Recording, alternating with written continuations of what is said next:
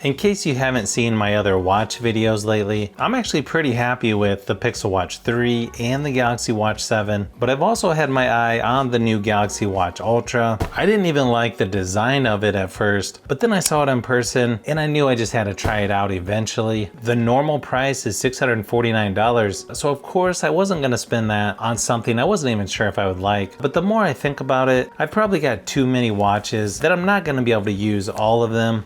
So I went back and forth on whether to trade in the Galaxy Watch 6 Classic, but then here recently I just happened to look at the Ultra to see if there were any new deals going on, and for some reason it was cheaper in the Samsung Shop app. I also noticed they're still offering $350 for the 6 Classic, which brought the price down to only $239. Yeah, I just couldn't pass that deal up. Now the hardest part about getting the Ultra is definitely the color options. I pretty much like all of them.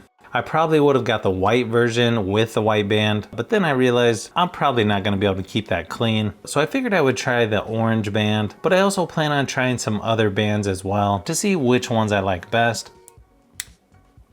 So I feel like I have a pretty good selection now between the Galaxy Watch 7, the Pixel Watch 3, and now the Galaxy Watch Ultra. So I'll probably just rotate between these three to see which one I like the best. I don't know if I've used a watch with this thick of a watch band, but I gotta say this looks really good in person. Here it is next to the Galaxy Watch 7 and the Galaxy Watch 6 Classic. They're actually pretty similar in size. The Ultra band sort of pushes it up a little bit. Here it is next to the Pixel Watch 3. So as you can see, it is a little bit bigger than that one. As I expected, this weighs quite a bit more than the Galaxy Watch 7, which is about 57 grams with the band. The Ultra is about 92 grams. Looks like it's starting up here. Okay, looks like you have to power it up. The style of buttons are definitely a little bit different than on the Galaxy Watch 7. I'm using the wearable app on the Pixel 9 Pro, so the setup might be a little bit different than if you had a Galaxy phone. Once you go through a couple step-by-step things, then it should start connecting. Looks like setup is going to be pretty much identical to the regular Watch 7. So you pick your apps to install. Obviously the one thing you get on this that you don't get on the Watch 7 is the orange button in the center, which you can choose between exercises, stopwatch, flashlight, water lock. You'll want to choose which wrist you're putting it on, also which side the buttons are on. Again, a lot of the same features as my Galaxy Watch 7. You can also set up a mobile plan on this one.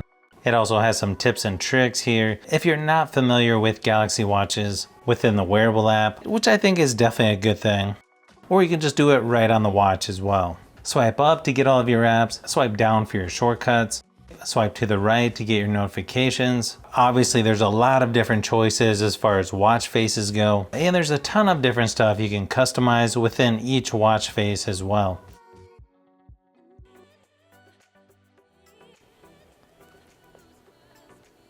The nice thing is you can customize a lot of this within the wearable app, or you can do it right on the watch as well. The default watch face actually looks really nice. I feel like it just goes with the watch band and the style of the watch. Of course, it'll probably take a little while before I decide on which one I like best.